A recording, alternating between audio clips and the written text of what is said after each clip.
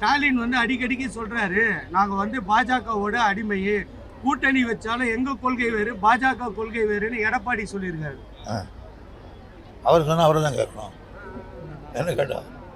அதே போல வந்து மக்களுக்கு எந்தவித ஒரு நல்ல திட்டங்களும் கொண்டு வரல, திமுக வந்து 0 மாடல் ஆட்சி அப்படின்னு ஒரு குற்றச்சாட்டு அங்கங்க வச்சுட்டு வர்றாரு. இந்த போட்டோ அனுப்புங்க அவருக்கு சார், இந்த போட்டோ வாங்க அனுப்புங்க, எப்படி வந்திருக்காங்க ஜனங்க. அதுதான் சார் அவர் என்னன்றாரு, நாங்க கொண்டு வந்த திட்டங்களுக்கு அவங்க வந்து ஸ்டிக்கர் ஒட்டி அந்த பெயரை வாங்கிக்கிறாங்க, திட்டங்கள் எல்லாமே நாங்க கொண்டு வந்ததுதான் அப்படின்னு இதெல்லாம் அவர் கொண்டாந்துறாமா அப்படின்னு சொல்றாரு சார். அவர் எந்த ஒரே ஒரு மாதிரி ஒரு தாய்மார்களுக்கு ஒரு குழந்தைகளுக்கு அது 1000 ரூபா, இதுக்கு 1000 ரூபா, அந்த அம்மாவுக்கு 1000 ரூபா கொடுத்தாலும் எங்களை காட்டுறவங்களுக்கு பார்க்கலாம்.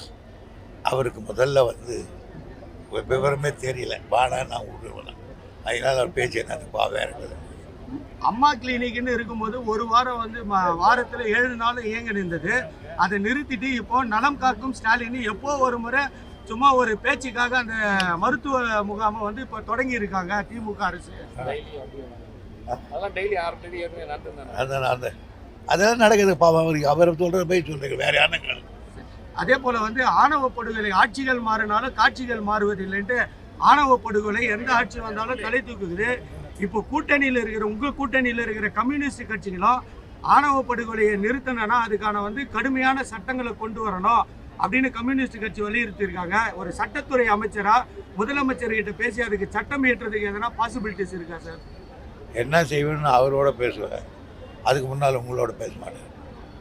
இல்ல அது ஏற்றதுக்கு எதனா வாய்ப்புகள்? அதெல்லாம் உங்களுக்கு சொல்ல மாட்டேன். சட்டங்கள் கடுமையானதா, குற்றங்கள் குறையன்ற அவர் எல்லாம் அதை பற்றி பேச மாட்டேன், சொல்ல முடியாது இப்போ. ஏன்னா சில விஷயங்கள் சட்டசபைக்கு வர்றது, அது அதனால பேச மாட்டேன். விரைவில் அமைச்சரவை கூட்டம் நடைபெறுது இல்லை, அதுல எதனா சொல்றதுக்கு வாய்ப்பு இருக்குமா சார்? மேபி இருக்கலாம்.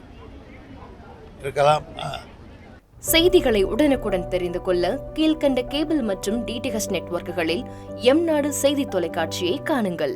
பாதகம் செய்பவரை கண்டால் நாம் பயம் கொள்ளலாகாது பாப்பா, மோதி மிதித்து விடு பாப்பா, அவர் முகத்தில் உமிழ்ந்து விடு பாப்பா.